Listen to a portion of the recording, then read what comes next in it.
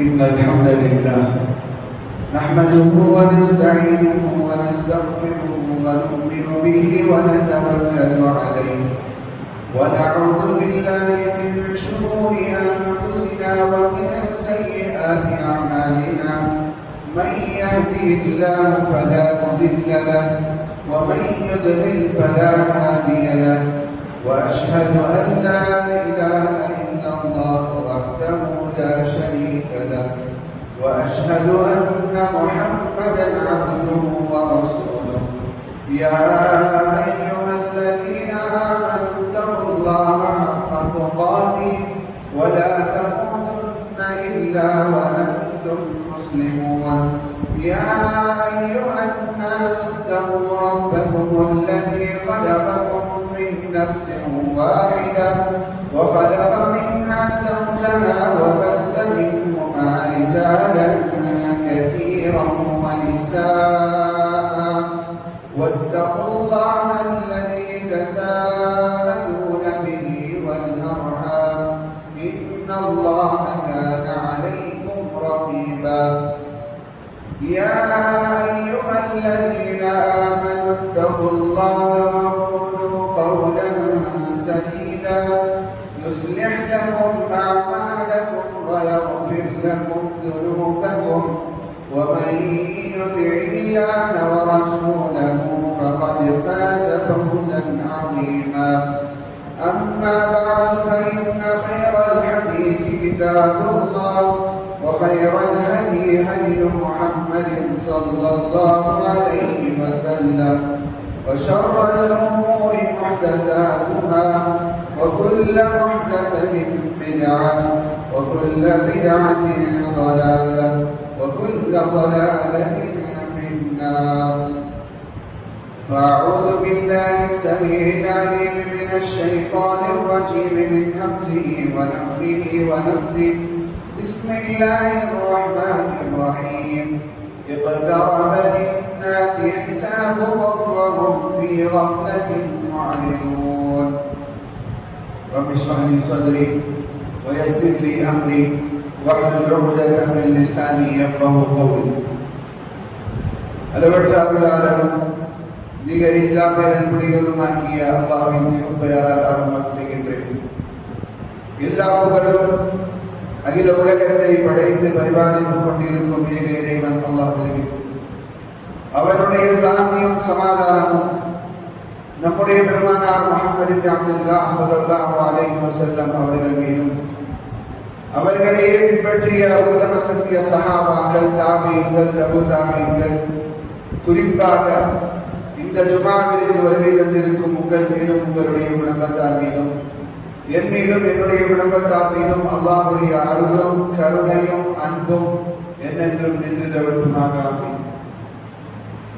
அல்லாஹ்வின் நல்லடியார்களே, இஸ்லாமிய சகோதர சகோதரிகளே, வார்த்தையில் சிறந்த வார்த்தை அல்லாஹ்வுடைய வேதமாகும். வழியில் சிறந்த வழி நபிகள் நாயகம் முஹம்மது இப்னு அப்துல்லாஹ் ஸல்லல்லாஹு அலைஹி வஸல்லம் அவர்கள் காட்டித் தந்த வழிமுறையாகும். செயலில் கெட்ட செயல் மார்க்கத்தில் புதிதாக ஒரு விஷயத்தை கொண்டு வருவதாகும். மார்க்கத்தில் புதிதாக ஒரு விஷயத்தை கொண்டு வருவது அது பித்அத் ஆகும். எல்லா பித்அத்தும் வழிகேடு, எல்லா வழிகேடும் நரகத்தில் கொண்டு செல்லும். அல்லாஹ் நம் எல்லோருக்கும் நரகத்தை விட்டு காப்பாற்றுவானாக. ஆமீன். அல்லாஹ்வின் நல்லடியார்களே, அல்லாஹ் தன் திருமறை குர்ஆனில் சூரா யாசீன் என்று சொல்லக்கூடிய அந்த அத்தியாயத்தில் 6வது வசனமாக இருக்கக்கூடிய ஒரு வசனத்தில் சொல்கின்றான், லிதுன்திர கௌமன் மா உன்திர ஆபாஹும் ஃபஹும் காஃபிலூன். நபிமார்களே, ரசூல்மார்களே, மக்களிடம் அனுப்பின நோக்கம் என்ன? லிதுன்திர கௌமன், நீங்கள் இப்படிப்பட்ட ஒரு கூட்டத்தை பயமுறுத்துங்கள். எப்படிப்பட்ட கூட்டம் அது? மா உன்திர ஆபாஹும் ஃபஹும் காஃபிலூன். அந்த கூட்டம் அலட்சியமாக இருக்கக்கூடிய நேரத்தில், அந்த கூட்டம் கஃப்லத்தில் இருக்கக்கூடிய நேரத்தில் அவர்களுடைய தாயோ தந்தையோ அவர்களுடைய பெற்றவர்கள் யாரும் அவர்களுக்கு நல்ல எச்சரிக்கை கூறவில்லை. அப்படிப்பட்டவர்களுக்கு கெட்ட சிந்தனை கொண்டவர்களுக்கு கஃப்லத்தில் இருக்கக்கூடியவர்களுக்கு, அலட்சியத்தில் இருக்கக்கூடியவர்களுக்கு நீங்கள் எச்சரிக்கை செய்யுங்கள் என்பதற்கு தான் அல்லாஹ்வின் தூதர் ஸல்லல்லாஹு அலைஹி வஸல்லம் அவர்களுக்கும் அல்லாஹ் அனுப்பினார். அல்லாஹ்வின் நல்லடியார்களே, இந்த உலகத்தில் ஒருவன் அலட்சியம் காட்டினால் முழு சமூகத்திற்கும் பாதிப்பு ஏற்படுகின்றது. ஒருவன் மருத்துவராக இருந்தால், டாக்டராக இருந்தால், நோயாளியை பேஷண்டை சரியாக கவனிக்காவிட்டால் நோயாளிகள் பாதிக்கப்படுகின்றார்.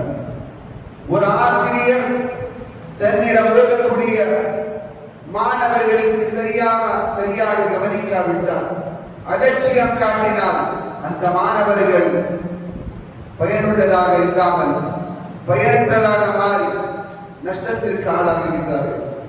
ஒரு ஓட்டுநர், ஒரு டிரைவர் பஸ் ஓட்டக்கூடிய நேரத்தில் அவன் அலட்சியம் காட்டினால் அதில் பயன்படக்கூடிய பயனாளிகள் பாதிக்கப்படுகின்றார்கள்.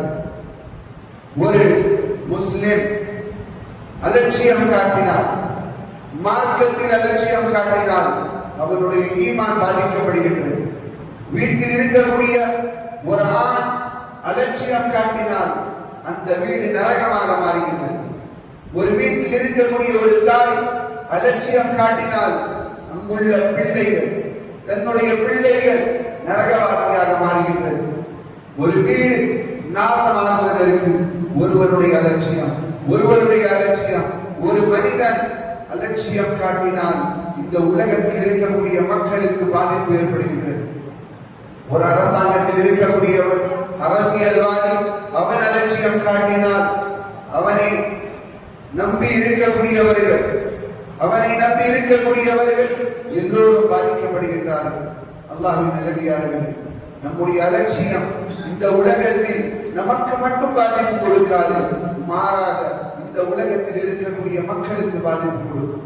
என்னுடைய சகோதரனுக்கு பாதிப்பு கொடுக்கும், என்னுடைய வீட்டில் இருக்கக்கூடியவர்களுக்கு பாதிப்பு கொடுக்கும்.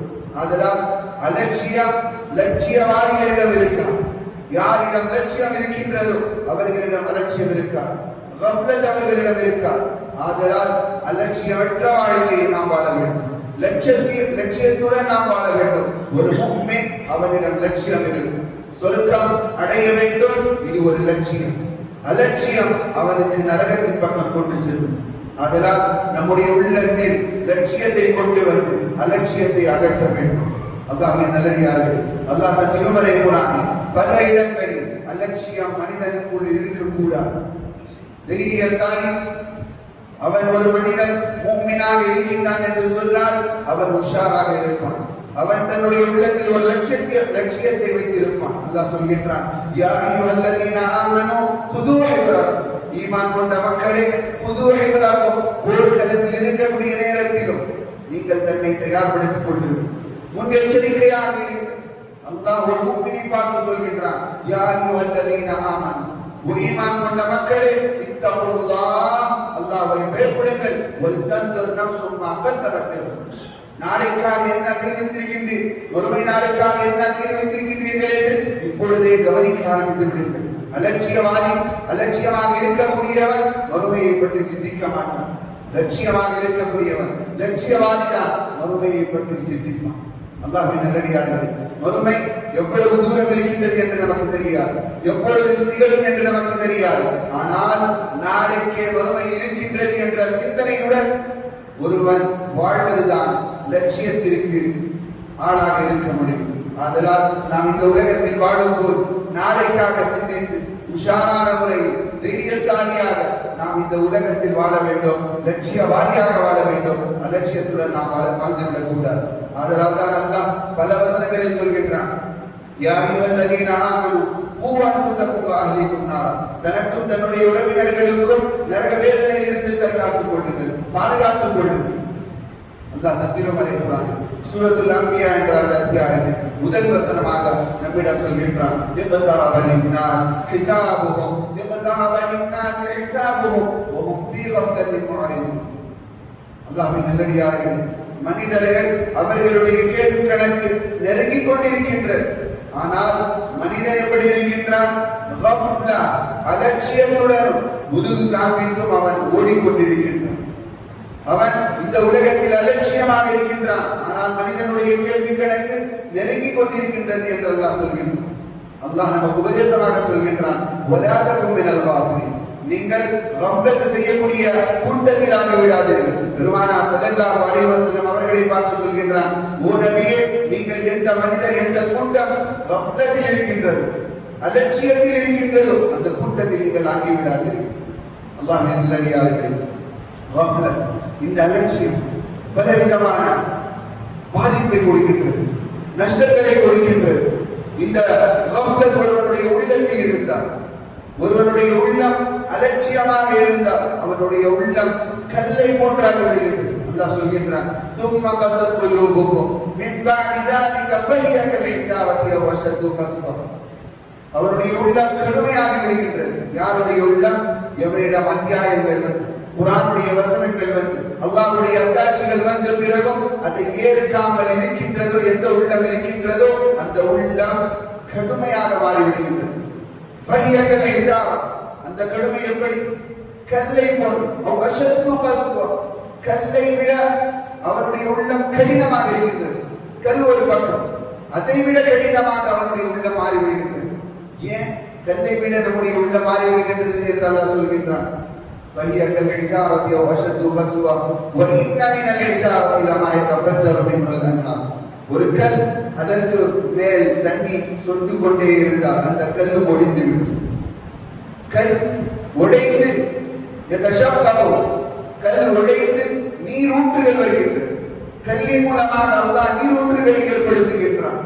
இந்த கல் சில நேரங்களில் அல்லாஹ்வுடைய பயத்தை தன்னுடைய உள்ளத்தில் கொண்டு வந்து, இந்த ஒரு கல் அல்லாஹ்வுடைய பயத்தினால் கீழே விழுந்து உடைந்து விடுகின்றது. ஆனால் மனிதனுடைய உள்ளம் கடுமையாக இருக்கின்றது என்று அல்லாஹ் சொல்கின்றான். அல்லாஹ் அலட்சியமாக இல்லை நீங்கள் செய்யக்கூடிய காரியங்கள். நாம் செய்கின்ற அனைத்து காரியங்களையும் அல்லாஹ் பார்த்து கொண்டு இருக்கின்றான். அவன் அறியக்கூடியவனாக இருக்கின்றான்.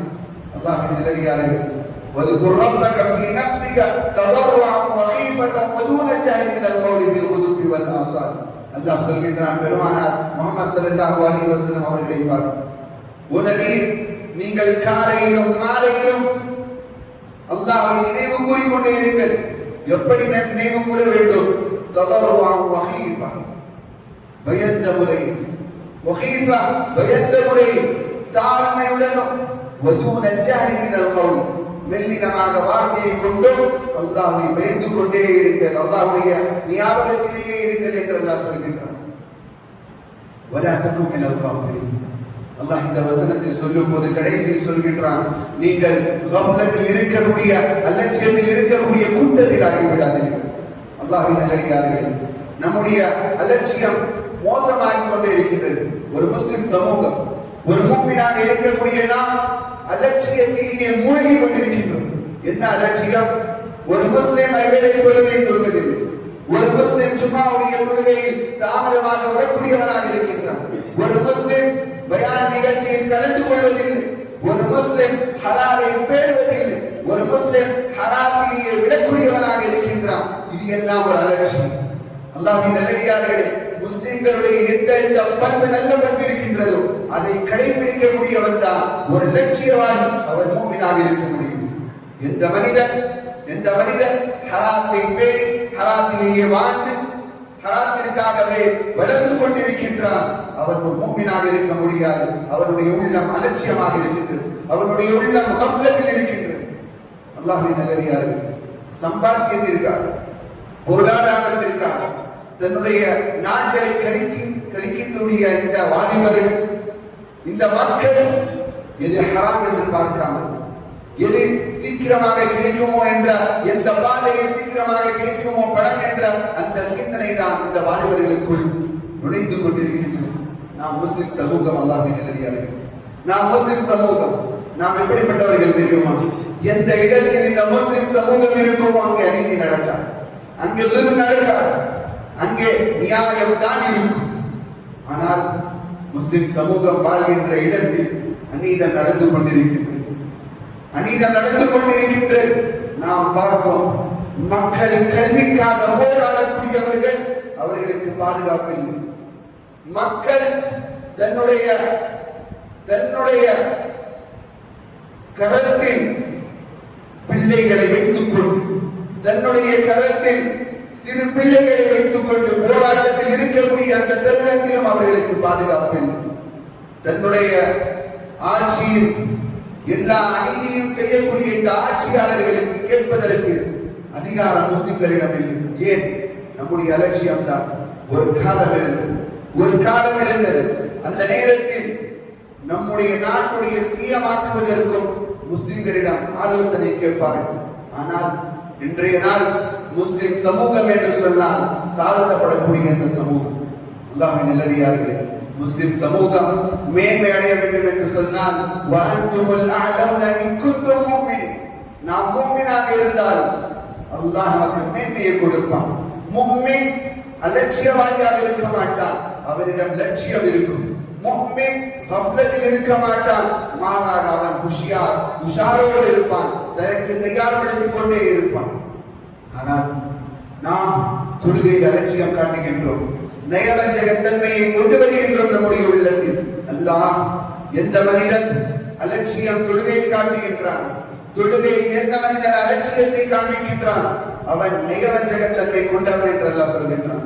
இன்னல் முனாஃபிகீன யுகாதிஊன அல்லாஹ், நிச்சயமாக நயவஞ்சகத்தன்மை கொண்டவர்கள் அல்லாஹ்வுக்கு நஷ்டத்தை கொடுக்கின்றார்கள் என்று நினைத்துக் கொண்டிருக்கின்றார்கள். வஹுவ காதிஊஹும், மாறாக தனக்கு தானே அவர்கள் நஷ்டத்தை கொடுத்து கொண்டிருக்கின்றார்கள், மோசடி செய்து கொண்டிருக்கின்றார்கள். முனாஃபிக்குகள் நயவஞ்சகத்தன்மை கொண்டவர்கள் நினைப்பது என்ன? நாம் அல்லாஹ்வுக்கு கஷ்டத்தை கொடுக்கின்றோம், மோசடி செய்கின்றோம் என்று நினைக்கின்றார்கள். அல்லாஹ் சொல்கின்றான், இல்லை, மாறாக அவர்களே தனக்கு தானே தீமை செய்து கொண்டிருக்கின்றார்கள், மோசடி செய்து கொண்டிருக்கின்றார்கள். வஇதா காமு இலா ஸலா, இந்த முனாஃபிக்குகள் தொழுகைக்கு வந்தால் எப்படி வருகின்றார்கள்? வஇதா காமு இலா ஸலா, தொழுகையின் பக்கம் வந்தால் காமு குஸாலா, சோர்வுடன் வந்து அவர்கள் தொழுகை தொழுகின்றார்கள். எதற்காக? மக்கள் அவர்களை பார்க்க வேண்டும், மக்கள் அவர்களை பார்த்து சொல்ல வேண்டும், இவன் தொழுகைக்கு வந்தான். மிக குறைவான நேரத்தை தவிர அவர்கள் அல்லாஹ்வை ஞாபகத்தில் வைத்துக் கொள்வதில்லை. அவர்கள் கொஞ்சம் நேரம் தான் அல்லாஹ்வுக்கு ஞாபகத்தில் வைத்துக் கொள்கின்றார்கள். நினைவு கூறுவது மிக சுலபமான நேரம் மட்டும்தான். இது நயவஞ்சகத்தன்மை கொண்டவர்களை பற்றி அல்லாஹ் சொல்கின்றான். அல்லாஹ்வின் நல்லடியார்களே, நாம் ஷைத்தானுடைய வலையில் சிக்கிவிடக் கூடாது. ஷைத்தான் நம்மீது ஆதிக்கம் செலுத்துகின்றான். சில நேரங்களில் ஷைத்தான் நம்மீது ஆதிக்கம் செலுத்துகின்றான், நம்மை விட அவன் உயர்ந்தவனாக காண்பிக்கின்றான்.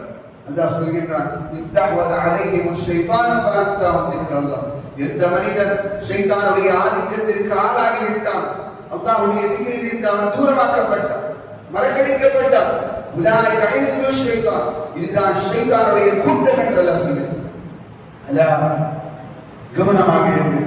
நிச்சயமாக ஷைத்தானுடைய கூட்டம் ஹுமுல் காஸிரூன், நஷ்டவாளியான கூட்டமாக இருக்கின்றது. அல்லாஹ்வின் நல்லடியார்களே, நாம் இந்த ஜும்ஆவுடைய தொழுகை நாம் கேட்கக்கூடிய துஆக்கள் எல்லாத்திலும் அலட்சியம் இருக்கின்றது. எந்த துஆ அலட்சியமாக இருக்கின்றதோ அந்த துஆவை அல்லாஹ் அங்கீகரிக்கப்படுவதில்லை, அல்லாஹ்வினால் ஏற்றுக்கொள்ளக்கூடியவதில்லை. இது எந்த துஆவை பற்றி அல்லாஹ்வின் தூதர் ஸல்லல்லாஹு அலைஹி வஸல்லம் கூறினார்கள், உதுஉ அல்லாஹ் வ அன்தும் மூகினூன பில் இஜாபா. ஒருவன் துஆ கேட்கும்போது நம்பிக்கையுடன் அல்லாஹ் இந்த துஆவை ஏற்றுக்கொள்வான் என்ற நம்பிக்கையுடன் அல்லாஹ்விடம் பிரார்த்திக்கும் போது வ அன்தும் மூகினூன், அவனுடைய உள்ளத்தில் ஒரு தைரியம், ஒரு யகீன் அவனுடைய உள்ளத்தில் இருக்கும், நம்பிக்கை இருக்கும். அப்படியான நேரத்தில் அல்லாஹ்விடம் பிரார்த்திக்கும் போது அல்லாஹ் அவனுடைய துஆவை ஏற்றுக்கொள்கின்றான், நான் துஆ கேட்கும் போது எப்படி கேட்கணும்? அல்லாஹ் நான் எது கேட்கின்றேனோ என்னுடைய சிந்தனையில் இருக்கும். ஏதோ நாவல வந்துச்சு, சொர்க்கத்தை கூடிய அல்லாஹ், நரகத்திலிருந்து காப்பாற்றிய அல்லாஹ், மறுமை வேதனையிலிருந்து என்னை காப்பாற்றிய அல்லாஹ், இது லாபத்தை கூடிய அல்லாஹ், அந்த லாபத்தை கூடிய அல்லாஹ் என்று நாவல மட்டும் கொண்டு வந்து உள்ளத்தில் எந்த சிந்தனையும் இல்லாமல் இருந்தால் அது நம்பிக்கையற்ற துஆ. இந்த துஆவை அல்லாஹ் இருக்க மாட்டான். எந்த துஆவில் நம்பிக்கையுடன் அல்லாஹ் கண்டிப்பா இது கொடுப்பான். அல்லாஹ் கண்டிப்பா இதை கேட்டால் கொடுப்பான். இதுதான் நான் கேட்டுக்கொண்டிருக்கின்றேன் என்ற சிந்தனையுடன் கேட்டால் அல்லாஹ் அந்த துஆவை ஏற்றுக்கொள்கின்றான். எந்த துஆவில் கஃப்லத் இருக்கின்றது, எந்த துஆவில் அலட்சியம் இருக்கின்றது, லா வஅலம் அன் அல்லாஹ் லா யஸ்தஜீபு துஆஅன் மின் கல்பி காஃபிலின். எந்த உள்ளம் அலட்சியத்துடன் அல்லாஹ்விடம் கேட்கிறது அந்த துஆவை அல்லாஹ் ஏற்றுக்கொள்வது. நம்முடைய உள்ளம் அலட்சியமாக இருக்கக்கூடிய நிலைமை நாம் அல்லாஹ்விடம் கேட்கும்போது அல்லாஹ் அந்த துஆவை ஏற்றுக்கொள்வது. அதனால் நாம் அலட்சியமாக வாழ்க்கை வாழக்கூடாது. நம்முடைய இபாதத்துகளில் கவனம் இருக்க வேண்டும். கவனமற்ற தொழுகையை நாம் தொழக்கூடாது, கவனமற்ற துஆவை நாம் கேட்கக்கூடாது. மாறாக அல்லாஹ்வின் தூதர் ஸல்லல்லாஹு அலைஹி வஸல்லம் ஒரு ஹதீஸில் நமக்கு சொல்லி காண்பிக்கிறார்கள், ஒருவன் துஆ கேட்கக்கூடிய நேரம் தஹஜ்ஜுடைய நேரம், அவனுக்கு தூக்கம் வந்து கொண்டிருக்கிறது. அந்த நேரத்தில் துஆவை கேட்க வேண்டாம். இந்த நேரத்தில் துஆவை கேட்க வேண்டாம், மாறாக தூங்கிக் கொள். ஏன்? அந்த நேரத்தில் தூக்கத்தில் ஒருவன் துஆ கேட்டால் தனக்கு தீமையையும் அவன் கேட்டு விடுவான். தனக்கு அறியாமையில் ஷைத்தான் அவனுடைய நாவில் நஷ்டத்தை கேட்கக்கூடிய துஆ அவனுடைய நாவில் வந்துவிடும். அதனால் நாம் தூங்கிக் கொண்டிருக்கக்கூடிய நேரத்திலும் துஆவை கேட்காதீர்கள் என்று அல்லாஹ்வின் தூதர் ஸல்லல்லாஹு அலைஹி வஸல்லம் நமக்கு உபதேசம் செய்கிறார்கள். அல்லாஹ்வின் நல்லடியார்களே, நாம் கஃப்லத் அலட்சியம் இருக்கக்கூடிய கூட்டத்தில் இருக்கக்கூடாது. ஏன்? நம்ம யாரும் பின்பற்ற மாட்டார். நாம் அலட்சியமாக இருந்தால் நம்ம யாரும் பின்பற்ற மாட்டார்கள். அல்லாஹ் சொல்கிறான், வலா துதி' மன் அஃபல்னா கல்பஹு அன் திக்ரினா வத்தபஅ ஹவாஹு வகான அம்ருஹு ஃபுருதா. ஓ நபி, சூரத்துல் கஹ்ஃப் இருக்கக்கூடிய இந்த வசனம், ஓ நபி, யாருடைய உள்ளம் அல்லாஹ்வுடைய திக்ரில் இருந்து அலட்சியமாக இருக்கின்றது, வத்தபஅ ஹவா, மனோ இச்சையை பின்பற்றக்கூடிய உள்ளம் யாருடைய உள்ளமாக இருக்கின்றதோ, வகான அம்ருஹு ஃபுருதா, யாருடைய செயல்கள் வரம்பு மீறி செயலாக இருக்கின்றதோ அவர்களை நீங்கள் பின்பற்றாதீர்கள். அல்லாஹ்வின் நல்லடியார்களே, இந்த ஜும்மாவுடைய தொழுகை கொஞ்சம் யோசித்து பாருங்கள். அல்லாஹ் சொல்கிறான், யா அய்யுஹல்லதீன ஆமனு இதா நூதிய லிஸ்ஸலாஹ், ஈமான் கொண்ட மக்களே, ஜும்மாவுக்கு அழைப்பு கொடுக்கப்பட்டால் ஃபஸாஉ இலா ஸிக்ரில்லாஹ், அல்லாஹ்வுடைய ஞாபகத்தின் பக்கம் ஓடி வாருங்கள். வதருல் பை, வியாபாரத்தை விட்டு விடுங்கள், வேலையை விட்டு விடுங்கள். தாலிகும் கைருல் லக்கும் இன் குன்தும் தஅலமூன், இதில் உங்களுக்கு கைர் இருக்கின்றது, நல்லது இருக்கின்றது, நன்மை இருக்கின்றது, நீங்கள் அறியக்கூடியவர்களாக இருந்தால். இந்த கைர் யோசித்து பாருங்கள். ஜும்மாவுடைய முதல் நேரத்தில் வந்தால் ஒட்டகத்தை குர்பானி கொடுக்கக்கூடிய நன்மை, இரண்டாம் நேரத்தில் வந்தால் மாட்டு அறுத்தை குர்பானி கொடுக்கக்கூடிய நன்மை, மூன்றாம் நேரத்தில் வந்தால் ஆட்டை அறுத்து குர்பானி கொடுக்கக்கூடிய நன்மை, நான்காம் நேரத்தில் வந்தால் கோழியை அறுத்து குர்பானி அல்லது சதகா கொடுக்கக்கூடிய நன்மை, ஐந்தாம் நேரத்தில் வந்தால் முட்டையை சதகா கொடுக்கக்கூடிய நேரத்தில் அந்த சதகா கொடுக்கக்கூடிய நன்மை அல்லாஹ் கொடுக்கின்றான். ஆனால் ஜும்மாவில் குத்பாவுக்காக இமாம் மிம்பரில் ஏறினதற்கு பிறகு, ஹதீப் மிம்பரில் ஏறினதற்கு பிறகு மலக்குமார்கள் ஜும்மா கேட்பதற்காக தன்னுடைய புஸ்தகத்தை மூடிவிட்டு இந்த பள்ளிவாசலில் உட்கார்ந்து கேட்கிறார்கள்.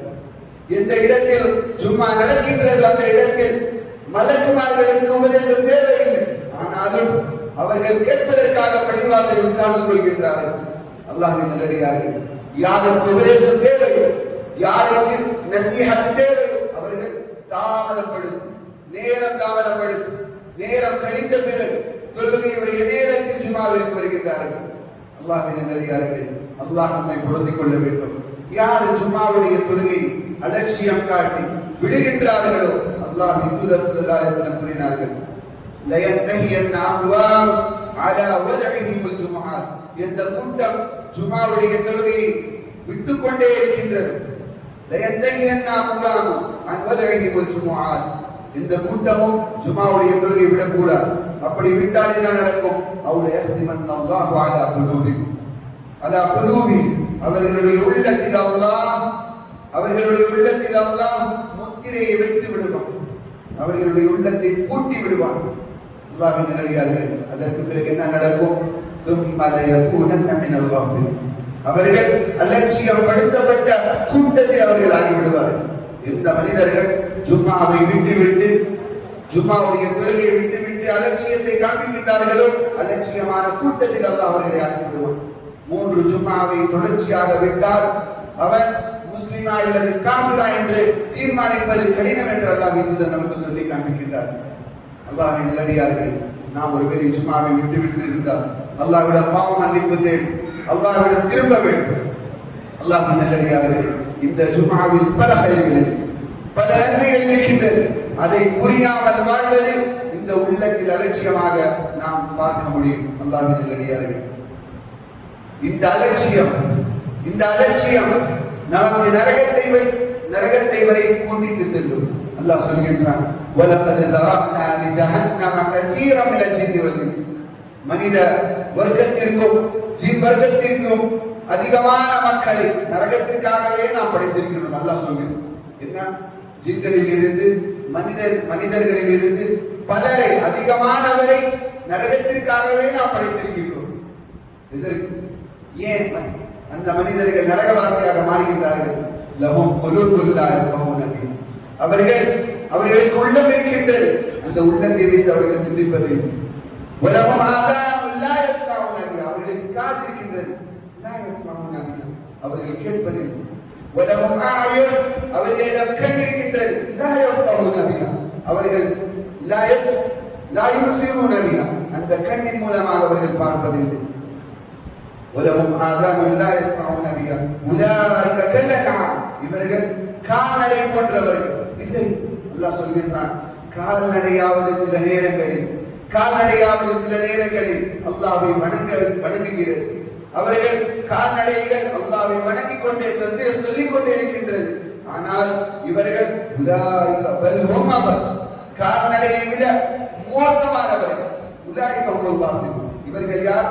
இவர்கள் தான் அலட்சியம் காட்டக்கூடியவர்கள், இவர்கள் தான் கஃப்லத்தில் இருக்கக்கூடியவர்கள். அல்லாஹ்வின் நல்லடியார்களே, யார் கஃப்லத்தில் இருக்கின்றார்களோ அவர்களுடைய காது கேட்காது. அல்லாஹ் சொல்கிறான் இன்னொரு வசனத்தில், உலாயிக அல்லதீன தபஅ அல்லாஹு அலா குலூபிஹிம் வ சம்இஹிம் வ அப்சாரிஹிம். எவர்களுடைய காதுகளில், எவர்களுடைய உள்ளத்தில், எவர்களுடைய கண்களில் அல்லாஹ் முத்திரையை வைத்து விட்டான், பூட்டி விட்டான், இவர்கள் தான் உலாயிக ஹுமுல் காஃபிரூன். இவர்கள் தான் அலட்சியம் காட்டக்கூடியவர்கள் என்று அல்லாஹ் சொல்லி காண்பிக்கின்றான்.